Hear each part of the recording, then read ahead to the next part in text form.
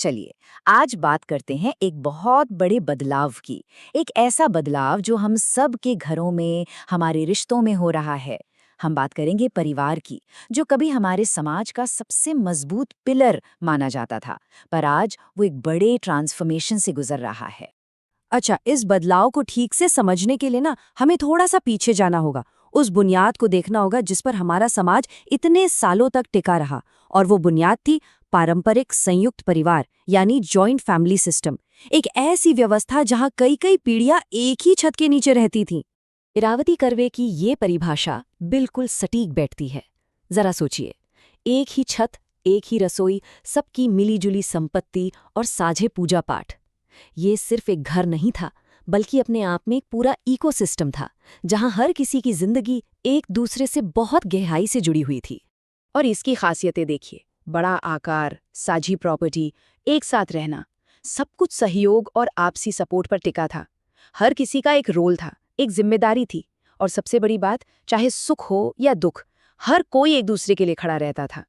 लेकिन जैसा कि हम जानते हैं, वक्त हमेशा एक जैसा नहीं रहता। ये जो सदियों पुरानी व्यवस्था थी ना, अब मॉडर्न दुनिया के दबाव में आने लगी है। और मजे की बात यह है कि जो चीजें कभी इसकी ताकत हुआ करती थीं, वही आज कई लोगों के लिए चुनौतियां बन गई हैं। यहाँ एक बहुत ही दिलचस्प बात सामने आती है। मतलब, एक ही सिक्के के दो पहलू हैं। एक तरफ ये सिस्टम जबरदस्त आर्थिक सुरक्षा देता था, वहीं दूसरी तरफ कई बार ये लोगों की पर्सनल ग्रोथ के आड़े भी आ जाता था। जहां एक तरफ एक दूसरे का सहारा था, वहीं अपनी खुद की पहचान बनाने की जगह अक्सर कम पड़ जाती थी। और फिर आया बदलाव का एक जबरदस्त तूफान। औद्योगिकरण और शहरीकरण ने लोगों को काम के लिए गांव से खींचकर शहरों में ला खड़ा किया। इंडिविजुअलिज्म यानी व्यक्तिवाद की सोच ने हमें सामूहिक भलाई से ज्यादा अपने करियर और अपनी ग्रोथ के बारे में सोचना सिखाया। और फिर कानूनी अधिकारों ने खासकर महिलाओं को घर के बाहर अपनी दुनिया बनाने की ताकत दी। तो अब सवाल ये उठता है कि जब ये पुराना फैमिली स्ट्रक्चर धीरे धीरे कमजोर पड़ रहा है, तो इस नई दुनिया में रिश्तों को संभालने के लिए हमें किन स्किल्स की जरूरत पड़ेगी? अगर पुराने नियम काम नहीं कर रहे, तो फिर नए नियम क्या हैं? इसका एक बहुत मजबूत जवाब हमें एक बेहद जरूरी स्किल में मिलता है, और वो स्किल है इमोशनल इंटेलिजेंस, यानी भावनात्मक बुद्धिमत्ता। अब ये इमोशनल इंटेलिजेंस है क्या? देखिए, सीधे सीधे शब्दों में कहें तो ये अपनी और दूसरों की फीलिंग्स को समझने और उन्हें सही तरीके से संभालने की एक कला है। आज के कॉम्प्लेक्स रिश्तों को नेविगेट करने के लिए ये एक बहुत ही पावरफुल टूल है। तो चलिए इसे थोड़ा और गहराई से समझते हैं। रिसर्चर्स ने इमोशनल इंटेलिजेंस को 4 मेन पिलर्स में बांटा है। ये चारों मिलकर काम करते हैं, और अगर हम इन्हें समझ लें तो हम अपने रिश्तों को वाकई में बेहतर बना सकते हैं।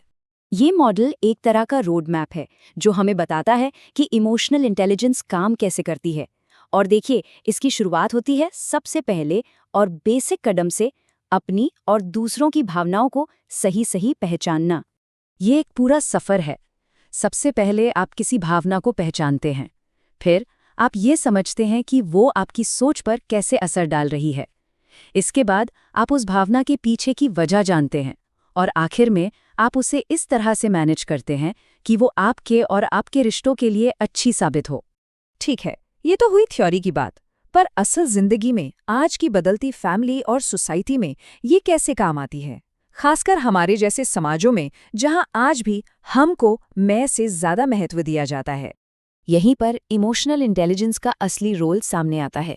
ये सिर्फ अपने मन की बात कह देने के बारे में नहीं है, बल्कि ये इस कला के बारे में है कि कैसे अपनी इच्छाओं और परिवार की ज़रूरतों के बीच एक बैलेंस बनाया जाए, कैसे बड़ों का सम्मान करते हुए भी अपनी बात रखी जाए, और सबसे ज़रूरी, कब बोलना है और कब चुप रहकर सुनना ज़्यादा बेहतर है।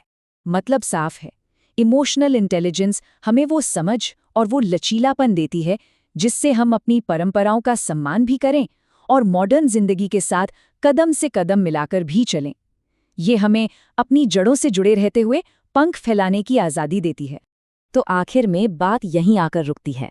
इमोशनल इंटेलिजेंस जैसे स्किल्स अब सिर्फ पर्सनल कामयाबी के लिए ज़रूरी नहीं है, बल्कि ये एक मजबूत परिवार और एक बेहतर समाज बनाने की चाबी बन गए हैं। तो जाते जाते बस एक सवाल, इस तेज़ी से बदलती दुनिया में वो कौन सी चीज़ है जो आपके परिवार को एक साथ जोड़े रखती है? इस पर सोचिएगा जरूर।